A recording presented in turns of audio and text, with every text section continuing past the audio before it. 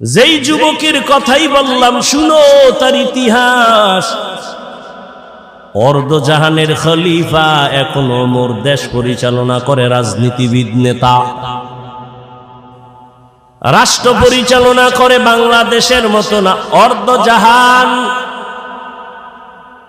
কেমন পাওয়ারওয়ালা যুবক!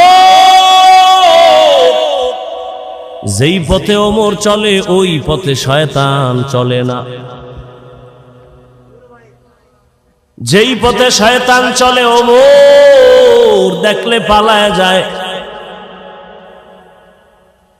এত বড় পাওয়ারওয়ালা, গোটা দুনিয়া কাঁপতেছে ওমরের নাম শুনে। রোম সম্রাট বলে ওমরের এত পাওয়ার কেন? দেখো তার দল বলে লোক কেমন, তার ডানে বামে বডিগার্ড কেমন, সিকিউরিটি গার্ড কেমন। গোয়েন্দা বিভাগের লোকেরা ফলাফল বের করে বলল ওমর একা চলে, কোনো গার্ড নাই। একা চলে, এত পাওয়ার, এরে মেরে ফেলো। লোভী রেডি হয়ে গেছে রে মারার জন্য। কয়েরে মারতে কি আর সময় লাগবে নি, তরবারি দাও।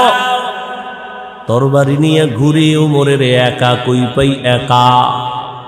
আহ, এক ইহুদি আর নবীজি এক জায়গায়, আর কেউ নাই। ইহুদির হাতে তরবারি।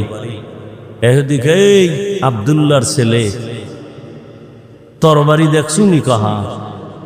এখন যদি কল্লার উপরে মারি তোমারে কে ফিরাবে? নবীজি কয় আমার আল্লাহ ফিরাবে।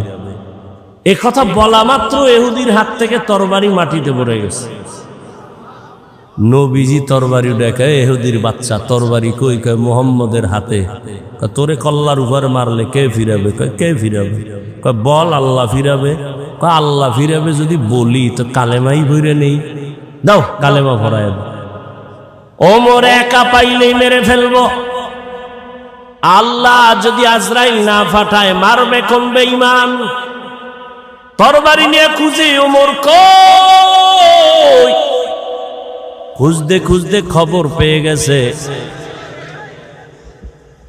ওমর আল্লাহর বান্দা একটা খোলা মাঠের ভিতরে হাতের বালিশ বানাইয়া তিনি ঘুমায় একা। লোভী পুরস্কার পানেওয়ালা তরবারি নিয়ে মাঠের কিনারায় খোঁজ নিয়ে দাঁড়ায় গেছে, দেখে ওই পাহাড়ের পাশে ওমর হাতের বালিশ বানাইয়া ডান কাতে ঘুমায় একা। এই সুযোগ হাতছাড়া করা যায় না। ওমর ঘুমাইতেছে আর